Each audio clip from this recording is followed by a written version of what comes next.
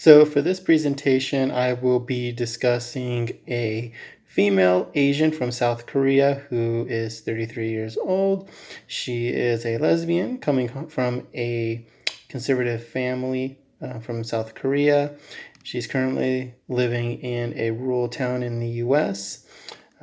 She wants to tell her family living in South Korea, but is afraid to do so because of fear of rejection due to her family's conservative values regarding homosexuality.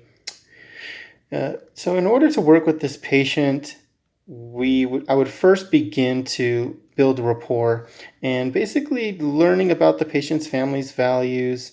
What are the patient's goals, and what does the patient need to make this process more safe, and how to reduce harm as much as possible.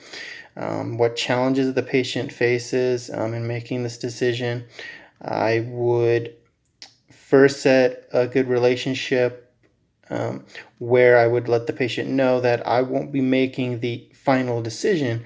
I will help the patient determine what final decision to make, but I won't make it for her. It's something that she'll have to make on her own in the end, but I'll help her weigh the pros and cons of her choices, but most importantly, help her to be feel as comfortable as possible with making her final decision. Um, so again, this individual lives currently in a rural town here in the U.S. In this situation, my personal experience with living in a rural town teaches me that I would help this patient to learn how to find and create resources, because all too often, like for example, here in Idaho, we don't have a whole lot of resources for uh, patients in need, whether it be LGBTQ or mental health. At times, you'll have to start resources from scratch. For example, starting with asking the legislature for money.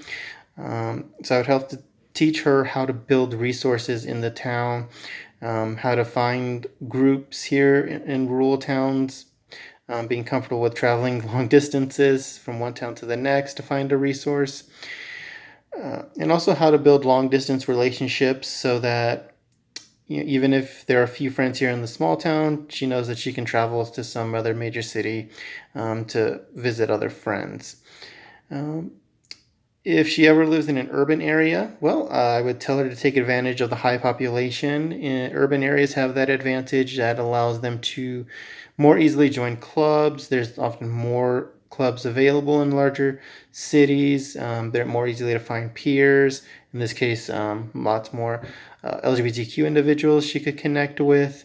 So I would definitely encourage her to take advantage of the things that urban areas have to offer in this type of situation. For me, I know some stereotypes of mine regarding Asians. Um, I like to personally say there's positive stereotypes and negative stereotypes. I think for mine, for Asians, kind of lean towards the positive stereotypes, even though they're still not good to have a stereotype because they're often not true as well.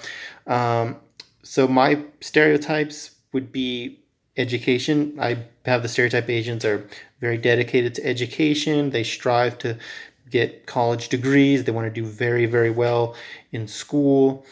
I would have that assumption with for her. I would assume another stereotype would be ability or ableism. I assume that Asians are very able, capable. My upbringing, my experiences taught me that Asians are very capable of, say, starting their own businesses, doing things on their own, coming up from scratch, coming in as new immigrants and just really taking advantage of the opportunities that are here in the U.S. Um, Another stereotype I have is good work ethic. I just in my experiences throughout life, I've seen Asians just really demonstrate a good work ethic. Again, like starting their own businesses, doing well in school. I guess that's something that I've consistently seen. And another stereotype or automatic thought I would have with them is just seeing them as equal to whites.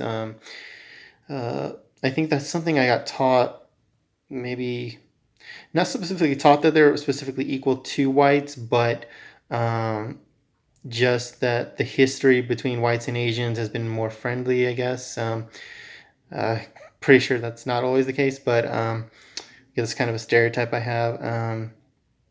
And really, to challenge those stereotypes is nothing beats building rapport, getting to know her, finding out what are her values, specifically towards education, ableism, her views on Asians and whites, and her work ethic. Um, Asking those questions first will help prevent me from acting on my stereotypes subconsciously, or at least help to reduce it as much as possible, because we don't want to act on our stereotypes. Um, and so, in conclusion, uh, I would want to help the patient to build her resources prior to informing her family of her being a lesbian. I would want to make sure that she has, for example, friends she can turn to if things go really bad. Her family out completely rejects her. I would want her to be able to talk to them. I would want her to have peers who've gone through that same experience, who she can talk to. I would also make myself available for her during this time. Maybe set a specific date for her where she's going to tell them, and then give me a call, let me know how it went, and see what I can do to help. Um, so this Again, wrapping up, this individual is a Korean Asian woman living in a rural town in the U.S. She's afraid of her family rejecting her, again, because of the very conservative nature of the South Korean culture. Although that I am told and learning that that is a changing issue. South Korea is becoming more individualistic. Um, I would want to help this individual take advantage of the opportunities that are in urban areas, higher population. Maybe she's able to find more peers easily, make more friends, so she has a social network to lean on during this time. Uh, Rural settings, again, help her to build resources, start resources on her own, because again, living in a rural town makes things a lot harder in this type of situation. And for myself, again, I want to overcome my stereotypes by building rapport.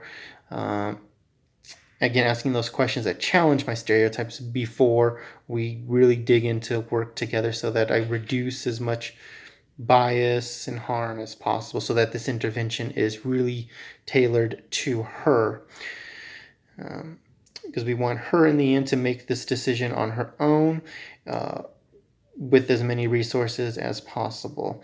Uh, Again, I won't make this decision for her because, again, I'm not Asian. I can't understand her situation as well as she can.